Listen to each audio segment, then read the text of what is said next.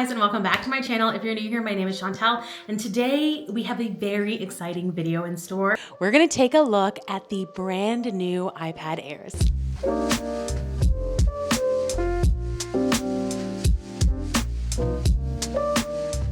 This will just be on the iPad Airs. I have the Pro coming next week, so if you have any questions, leave those down below. And I'm working on a full-scale 2024 buying guide, just like my 2023 one that I did last year. So if you have any big questions about any of the iPads in the lineup, I'm gonna do a full rundown of what iPad works for who and what the best value is for your use case scenario. But this video is going to be an unboxing, and we're gonna talk about the new features on these iPads. I'm really excited. So if you're interested, stay tuned. Let's get into it.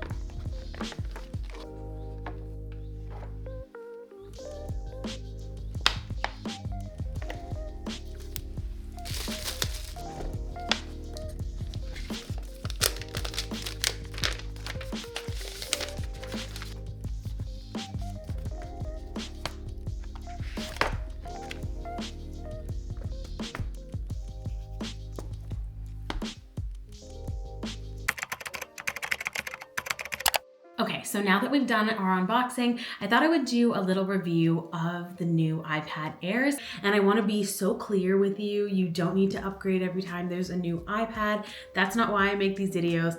I think that there are always people that are in a position to upgrade, maybe need to upgrade, maybe it's been a while, maybe there's a new feature that would really move the needle on their personal work and it's worth it for. And I think there are other people who should not upgrade, it might not be worth it for. So just want to make sure that whenever you watch these videos, top of mind is your own financial situation, your own use case scenarios, and your own life. And you don't need to theoretically, because something is better, always buy the newest thing.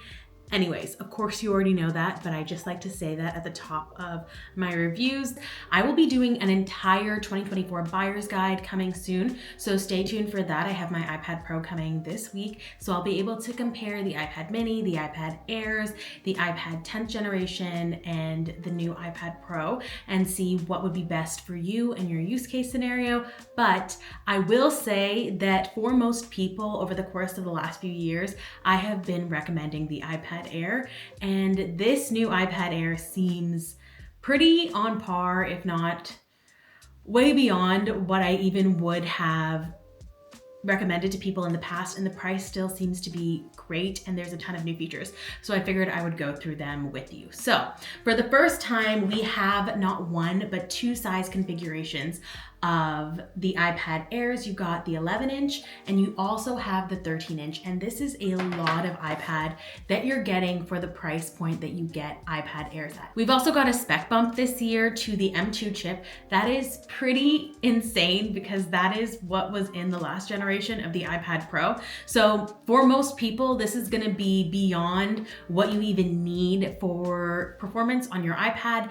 And it is, according to Apple, 50% faster than the previous generation. So pretty much anything that you're gonna wanna do if you're an iPad Air user, you're going to be able to do with ease with these iPad Airs. Another thing I really like about the new iPad Airs is one of those, like, if you know, you know. If you've ever tried to take a video call on an iPad, you'll know that the placement of the front camera has been in the past on the portrait end, and this makes your calls look a little funky if you take a lot of video calls, but now it's on the landscape end where it should have always been, and now your calls are gonna look a lot better. They're gonna be a lot more easy to take, especially if you're using a keyboard. This year we have 4 colors of the iPad Airs in both the 11 and the 13-inch.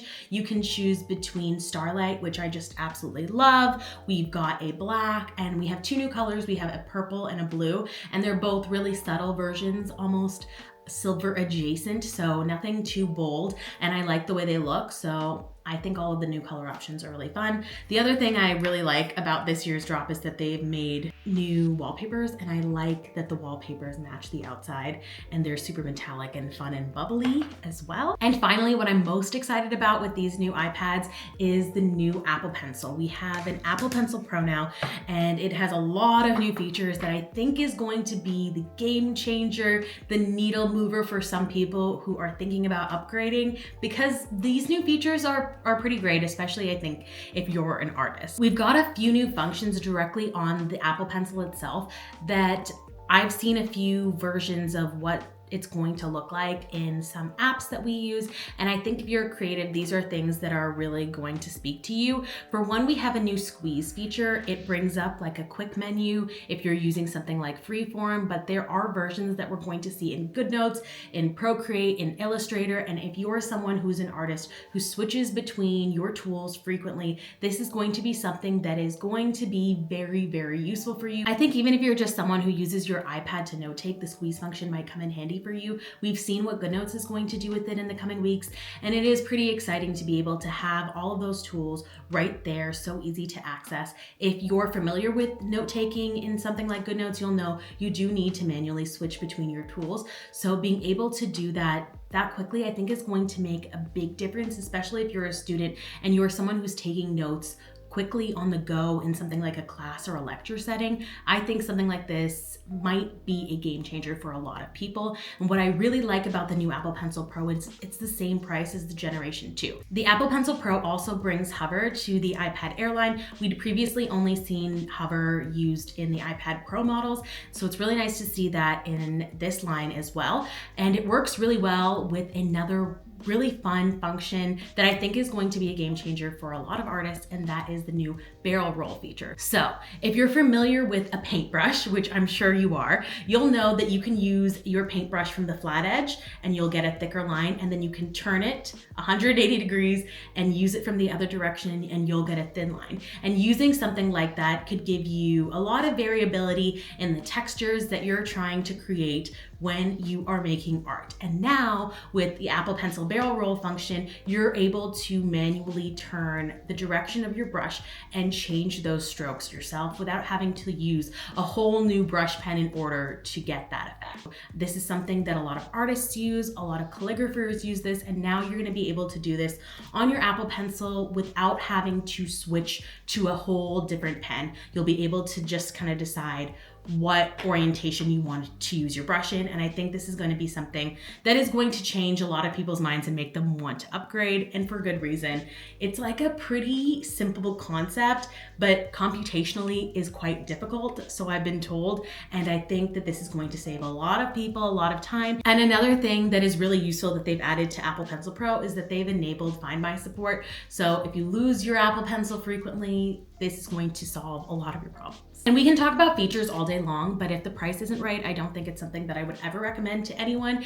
And looking at the prices this year, I was pretty happy to see that they're pretty on par with what they used to be, and you're getting a lot more features and a lot more storage. So I'm looking at the Best Buy site right now to look at last year's 5th generation iPad Air. It's 10.9 inches, so you don't have the option to have the larger size, and it has 64 gigabytes with just the Wi-Fi, and it is on sale $100 off for $499.99.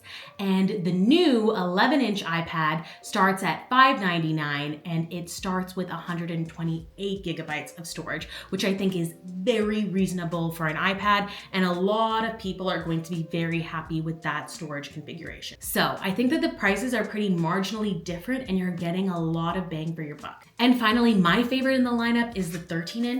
So the 13-inch starts at $799, and again, that's for 128 gigabytes with Wi-Fi. And I think that is very reasonable, especially for this size of iPad. You're getting a very good price here. I think a lot of people are going to be very happy with that. I think if you're starting school this year, if you're thinking about upgrading, if you haven't had an iPad before, or if you've had a smaller, more basic iPad version, this is a very good time to upgrade to something that I think you're going to be happy with for a very long time. This year, the iPad Airs are closer than ever to the Pro level, and you're getting that at a massive discount than what the Pro iPads are. And I think most people don't even need the Pros. So I have a strong feeling that these are going to be iPads I recommend to people all of the time, but I will be making my 2024 roundup of what I think is the best iPad to get for what use case scenarios, because now we have more iPads than ever. If you have any additional questions about the iPad Air, let me know down below. I'm happy to make follow-up videos and show you the features that you're specifically interested in, and get to any questions that I wasn't able to answer in this video. If you like this video, please like and subscribe. It helps me continue to make videos like this, and I'll catch you next time. Bye!